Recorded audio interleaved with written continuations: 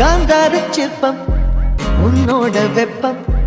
நான் தொட்டு பார்க்கிறப்போ என்ன நினைச்ச தீக்குச்சி வந்து தீக்குச்சி கிட்ட